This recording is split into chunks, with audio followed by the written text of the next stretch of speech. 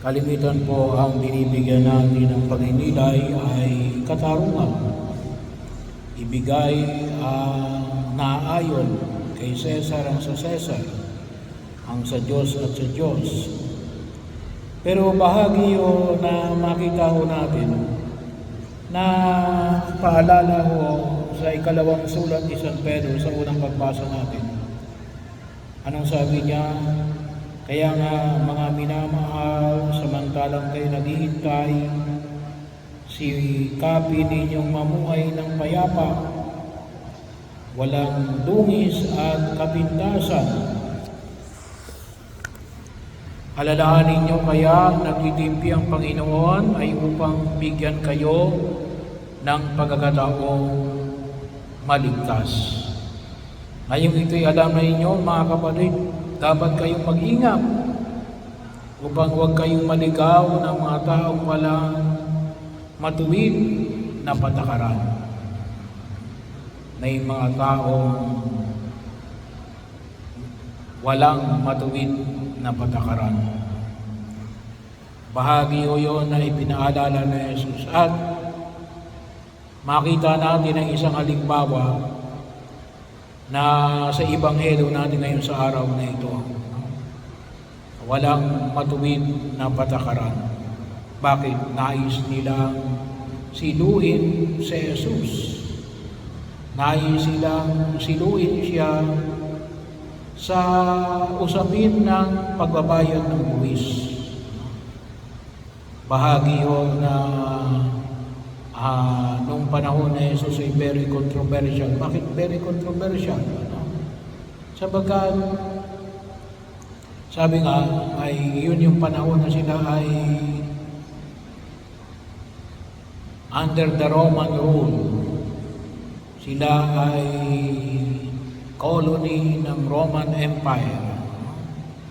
Siyempre kapag sinabi ni Jesus na magbayad kayo kay Cesar, sabihin ng iba na ito ay taksil sa bayan, makaromano.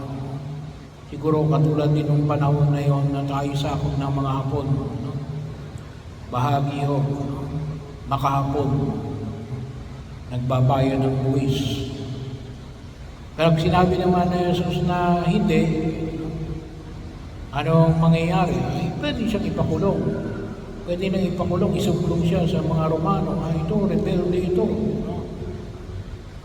Kaya, yung pamamaraan ng pagsagot ni Jesus ay, sabi nga po rito, ay namangha sila sa sagot ni Jesus. Nakita ko natin dito na alin, nung panahon ni Jesus, dalawa ho ang coins na ginagamit ng mga Hudyo, ng mga Israelita. Yung Roman coin at saka yung coin ng mga Israelita na ginagamit sa templo. Kaya siguro baka kayo magtaka, bakit may money changer sa templo ng Jerusalem? Kasi doon may ginagamit silang sariling coin. Yung coin na iniaalay nila sa loob ng templo ay hindi yung coin na ginagamit nila doon sa palengke. Kaya anong sabi? Yung coin ng Roman ay ano yun? Yun nga, nakalagay doon ang mukha ni Cesar, ang pangalan ng Cesar. So, kaya yun ang sagot ni Jesus. Kaninong mukha ang nakikita ninyo doon sa isang denaryo? Ang sabi sa Cesar. Kaya ano sabi ni Jesus? Ibigay kay Cesar ang sa Cesar. So ano yung pag-inilay natin ngayon? May mga tao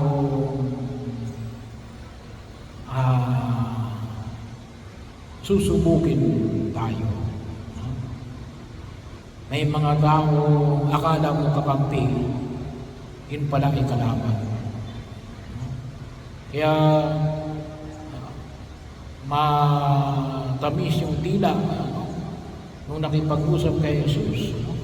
Anong sabi nung kay Jesus? Nalalaman po namin kayo'y tapat at walang pinangingimian, sabagat pareho ang paglingap ninyo sa lahat ng tao.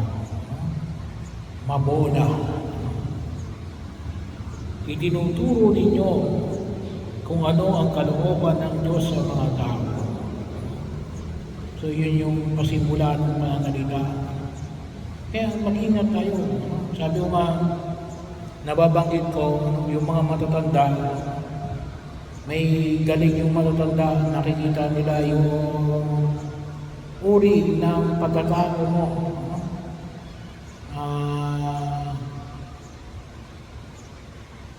Sabi nga ay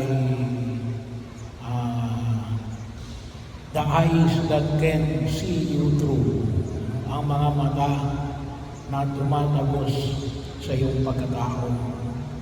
Kaya siguro dapat magpatulong tayo sa mga matatanda para malaman yung ganitong uri ng pagtingin.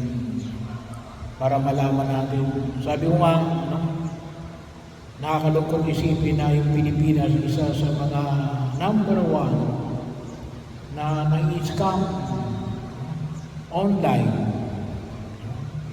Kasi kung minsan hindi natin nalalaman, ay ginugoyo na pala tayo.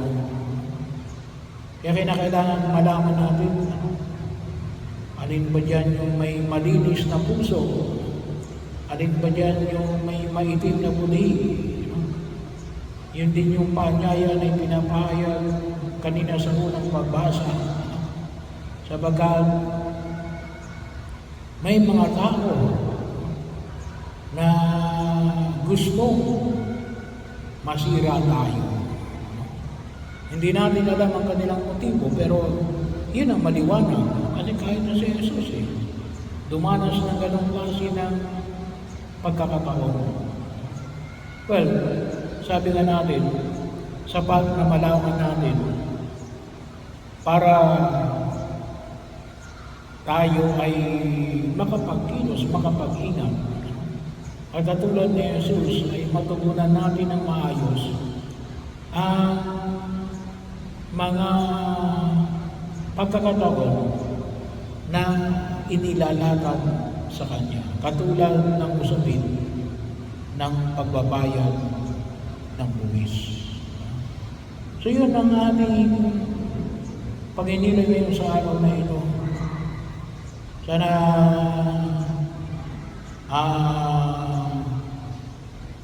maging aware tayo na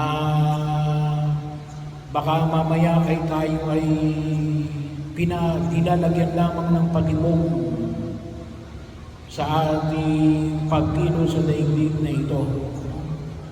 Makita natin yung mga tunay at mga peke ng mga kaibigan at mga kasama. At yun ang inulog natin sa harapan ng buong may kapal. Sabagat napakalaga rin po ang epekto nito sa ating pagkilos sa pagtugon natin sa panawagan ng ating Panginoon. Bakit? Kasi kapag peke yan, nilalayo kayo sa Diyos. Ipapahama kayo yan. At kumisan, kapag tayo ay naloko, baka sisihin pa natin ang Diyos. Kaya pinaalala sa atin ang may kapal, mag-ingat tayo. Mag-ingat tayo sapagkat may mga tao naglalagay ng bitag sa ating mga dinaraanan. At yan ay isang katotohanan na nangyari mismo kay Jesus. At pinaalalahanan tayo natin na maging aware. Either intention nila o hindi. Ay isa lang, huwag magpabitag.